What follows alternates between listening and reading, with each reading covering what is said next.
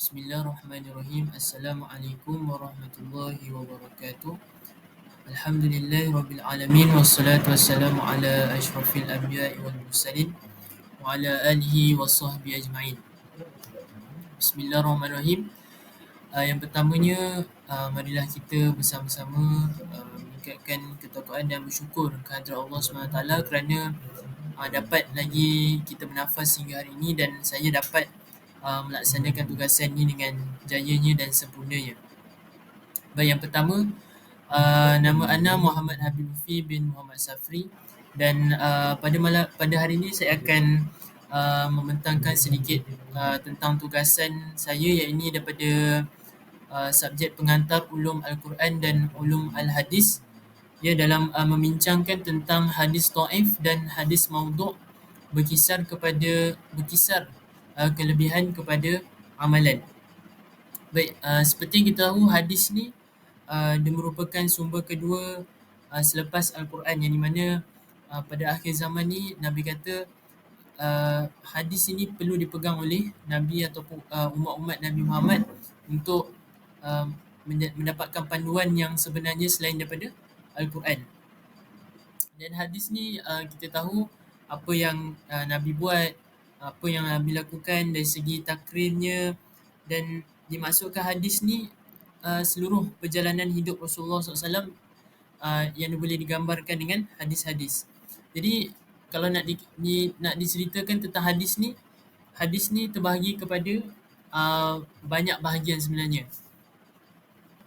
Adanya hadis sahih, hadis hasan, hadis dhaif dan juga hadis maudhu'. Tetapi apa yang saya nak bincangkan pada malam ni merupakan dalam tajuk saya, iaitu hadis dhaif dan hadis maudhu'. Jadi secara ringkas saya akan terangkan tentang hadis dhaif ni. Saya akan terangkan dalam slide seterusnya, tapi gambaran awal tentang hadis dhaif ni ialah hadis yang kita tidak digalakkan untuk beramal. Kita boleh beramal, tapi adalah bahagian-bahagiannya tentang bagaimana ulama menceritakan tentang macam mana kita nak beramal, ataupun kita tak boleh menggunakannya sebagai hujah kita. Dan juga hadis maudhu', hadis yang direka-reka lah. Okey, baik. Seterusnya sedikit pengenalan tentang hadis dhaif dan juga hadis maudhu'. Penyebaran hadis-hadis dhaif dan maudhu' telah meluas pada masa kini. Okey, selain daripada itu, apabila tersebarnya hadis-hadis tersebut, dia tidak dinyatakan pula tentang status hadis tersebut sama ada di laman internet maupun ustaz-ustaz yang berceramah di pelbagai medium.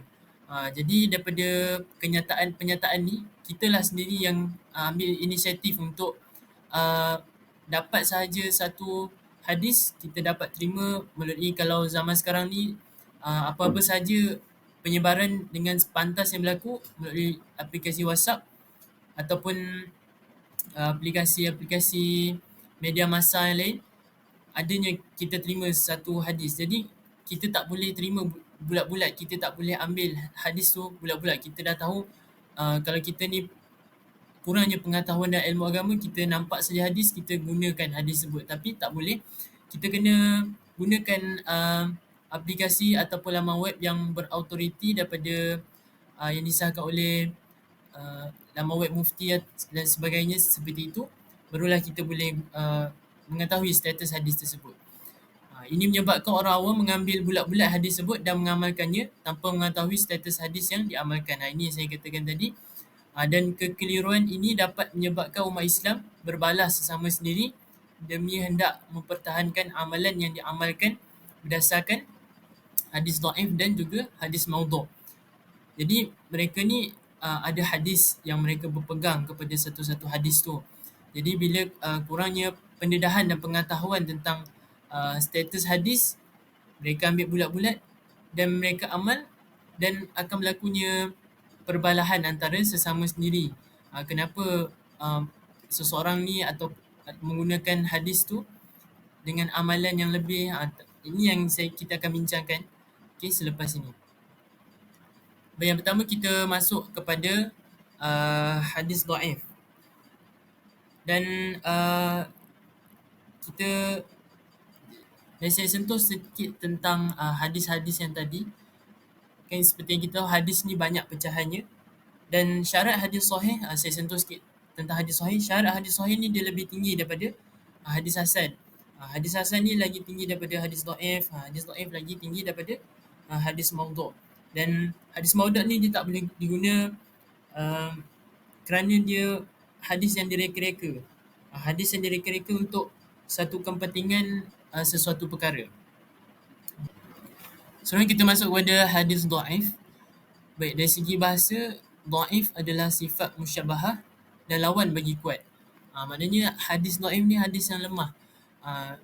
Dan ada peringkat-peringkat yang kita boleh amalkan dan tak boleh dijadikan hujah. Kita lihat kepada satu hadis ni yang berbunyi wa huwa ma lam yajma'i sifatis sahih awil hasan. Yang bermaksud hadis dhaif ialah hadis yang tidak memenuhi syarat hadis sahih atau hadis hasan. Maksudnya di sini tingkatan ataupun kedudukan hadis dhaif ini adalah lagi bawah daripada hadis sahih dan juga hadis hasan.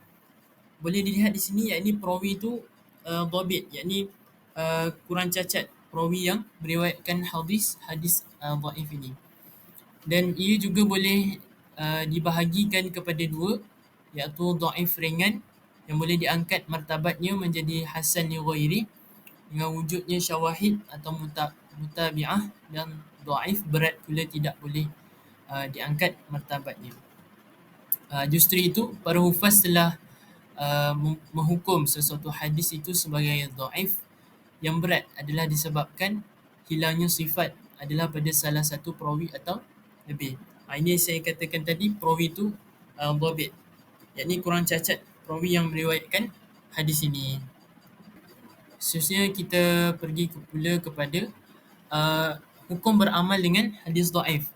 Jadi seperti yang kita tahu, yang saya katakan awal tadi, ada hadis sahih, hadis hasan, tapi macam mana kita nak boleh tak kita nak beramal dengan hadis dhaif ni? Apakah hukum dia? Adakah boleh diamalkan secara mutlak atau dia ada syarat-syarat yang terperinci ataupun tertentu? Jadinya para ulama ni dia berbeza pendapat dalam menentukan adakah hadis dhaif ni boleh dijadikan hujah dalam hukum dan boleh diamalkan di dalam fadail amal. Di fadail amal ni merupakan kelebihan beramal. Baik, jadi pendapat yang pertama, hadis dhaif ni adalah hujah secara mutlak dengan dua syarat. Yang pertama, tidak terlalu dhaif, dan yang kedua, tidak ada dalam sesuatu bab melainkannya sahaja. Beserta kedua-dua ni ialah pendapat Imam Abu Hanifah, Imam Malik bin Anas, Imam Syafi'i dan juga Imam Ahmad dan ramai lagi. Baik, yang kedua, hadis dhaif ni tidak boleh diamalkan atau dijadikan hujah di dalam hukum dan juga fadail amal. Dan ini pula merupakan pendapat Yahya bin Ma'in, Al-Bukhari wal Muslim, Ibn Hazim dan ramai lagi. Dan ketiga, hadis dhaif ni hanya boleh diamalkan di dalam fadail amal dan tidak menjadi hujah di dalam hukum. Maksudnya, hadis dhaif ni kalau ada amalan-amalan yang baik yang kita boleh lakukan, kita boleh merujuk menggunakan hadis dhaif ni. Kita boleh guna hadis dhaif ni, tapi kita tak boleh jadikan hadis dhaif ni sebagai hujah kita.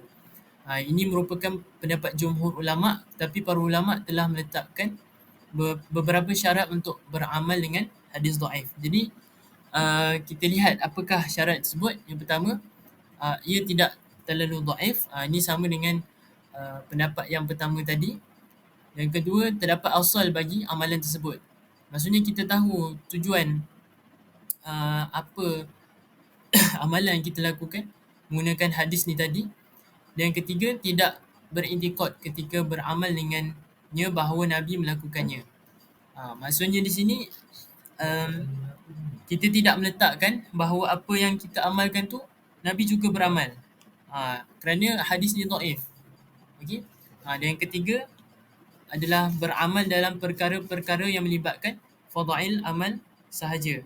Maksudnya kita beramal menggunakan hadis ni tadi dalam amalan-amalan harian kita, amalan-amalan yang nak menambahkan pahala kita, bukan untuk kita berhujah, untuk kita berdebat dengan orang-orang lain tentang hukum-hukum hakam dalam sesuatu bab permasalahan agama tersebut. Okay. Yang seterusnya, selepas meneliti pendapat-pendapat para ulama dalam menjadikan hadis dhaif ini sebagai hujah dan boleh juga diamalkan di dalam fadail amal yang saya katakan tadi, kelebihan-kelebihan beramal.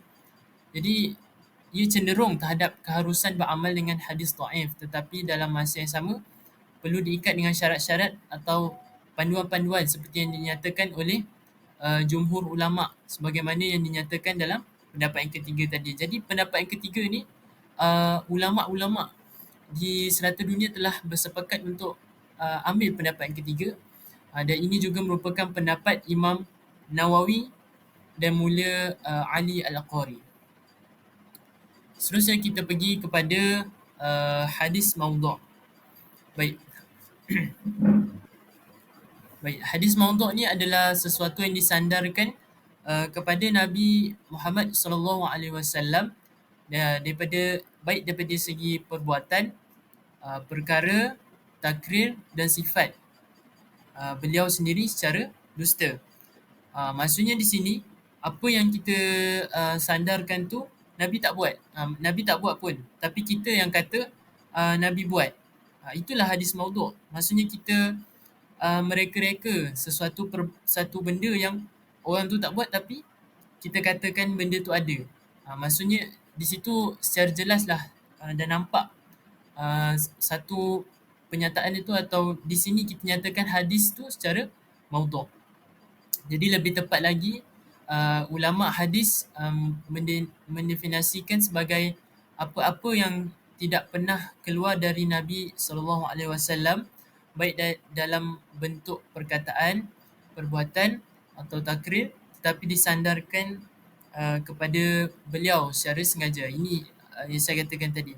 Apa-apa saja dari segi perkataan, perbuatan, takrir, tetapi kita kembali kepada apa yang Nabi buat. Jadi hadis maudhu' ni dia tingkatan dia ataupun kedudukan dia ni lagi rendah lah daripada hadis dhaif dan lemah. Okey. Tengok di sini Imam Nawawi juga berkata al-maudhu' huwal mukhtalaqul masnu' wa syarrud dhaif. Maksudnya hadis palsu ni adalah hadis yang direka atau dicipta dan ia adalah seburuk-buruk hadis dhaif. Maknanya tingkatan dia lagi buruklah daripada hadis dhaif tu tadi. Jadi hadis maudhu'. Seterusnya kita lihat hukum meriwayatkan hadis palsu ni tadi. Baik, seterusnya kita pergi kepada hukum meriwayatkan hadis palsu. Para ulama menyatakan bahawa tidak dibolehkan atau haram bagi kita meriwayatkan hadis palsu apabila kita dah tahulah status ataupun keadaannya, melainkan bagi menjelaskan akan kepalsuannya. Maksudnya kita nak guna tu tak boleh tentang hadis palsu ni, tapi kalau kita nak terangkan bahawasanya hadis tu palsu, maknanya boleh di situ. Jadi apa yang saya ambil di sini merupakan pendapat Imam Ibn Salah dan ramai lagi termasuk ulama-ulama hadis pada masa kini. Jadinya hukum ni dia terbina berdasarkan hadis-hadis berkaitan larangan keras Rasulullah SAW terhadap pendustaan di atas baginda SAW. Tapi hukum ni dia tak terpakai kepada hadis dhaif, sebabnya ia boleh diriwayatkan dalam perkara-perkara amalan ataupun fadail amal tadi bila dia dah menepati syarat-syaratnya sebagaimana yang dinyatakan oleh Hafiz Ibnu Hajar Al-Asqalani. Okay, seterusnya kita lihat kepada contoh hadis dhaif. Jadi hadis yang saya nyatakan di sini adalah at-talibul ilm walau fi as-silf fa innal ilm fariidah ala kulli muslim. Dia maksudnya tuntutlah ilmu walaupun hingga ke negeri China. Okay, hadis ini disebut oleh Muhammad bin Khalil rahimahullah dalam kitab himpunan hadis-hadis palsu dan tiada asalnya di halaman 40, hadis nombor 49, dan dalam hadis ni mengatakan walaysa kama qal bal huwa dhaif.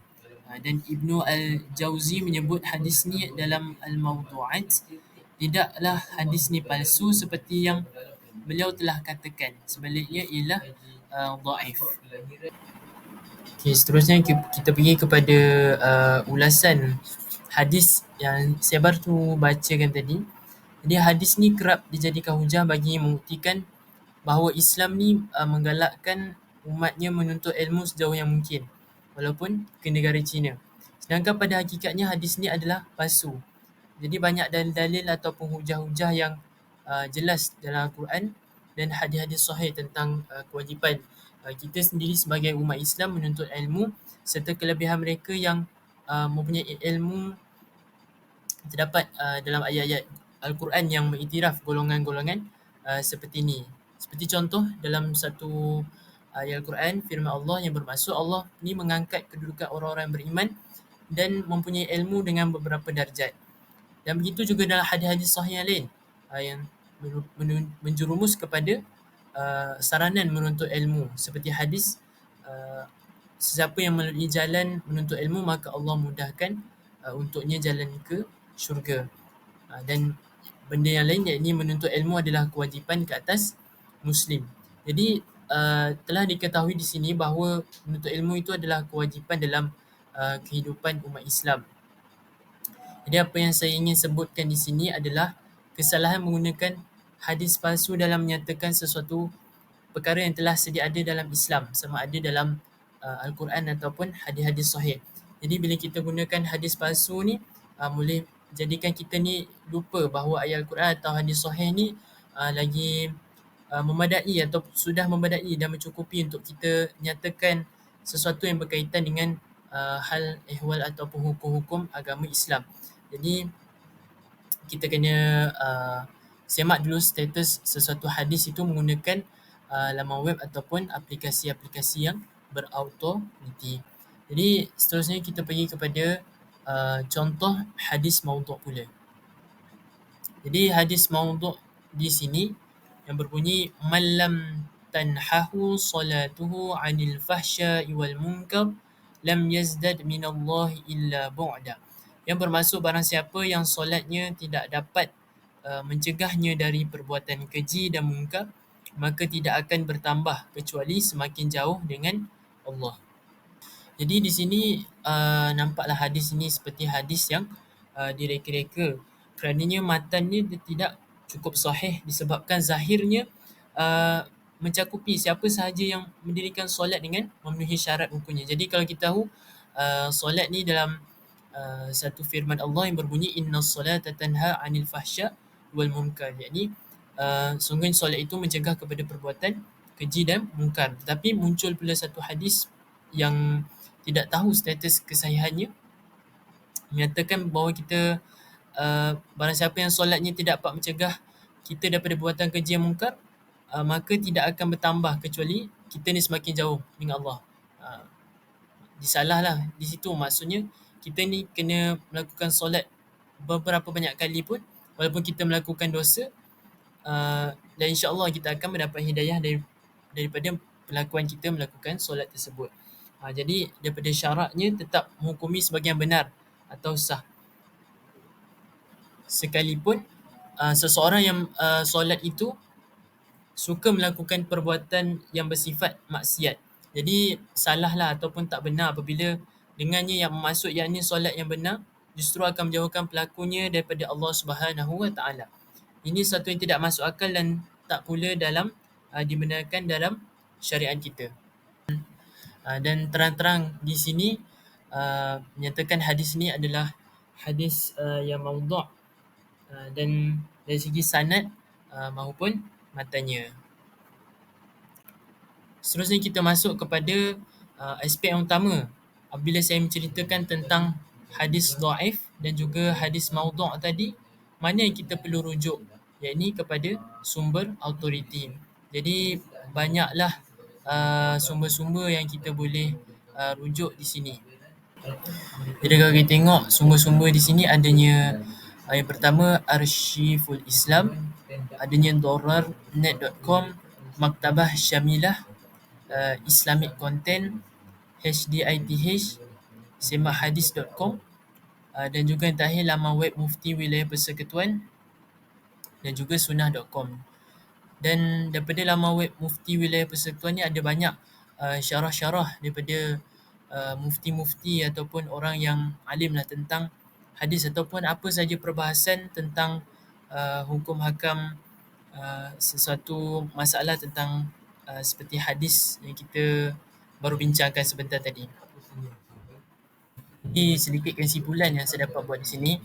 Kesimpulannya, hadis maudhu' yakni hadis palsu adalah merupakan peringkat hadis dhaif yang paling buruk sebagaimana yang telah saya jelaskan di atas tadi.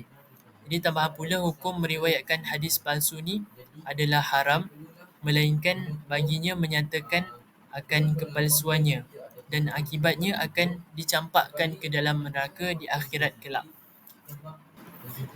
Jadi justru itu umat Islam haruslah bersatu padu untuk menangani masalah ataupun isu hadis dhaif ni dan maudhu' dengan menggunakan aplikasi yang disediakan untuk menyemak status sesuatu hadis agar tidak terpesong akidah serta iman seseorang itu.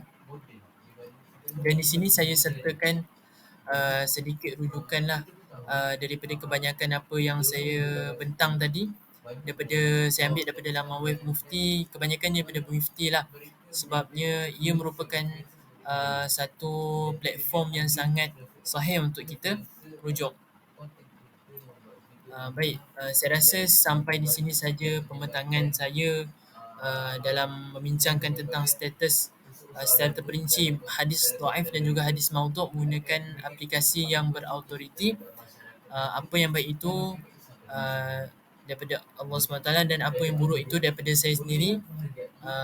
Justru itu saya mengucapkan Assalamualaikum warahmatullahi wabarakatuh. Sekian, terima kasih kepada siapa yang sudi menonton video ini. Assalamualaikum warahmatullahi wabarakatuh. Allahumma salli ala Sayyidina Muhammad.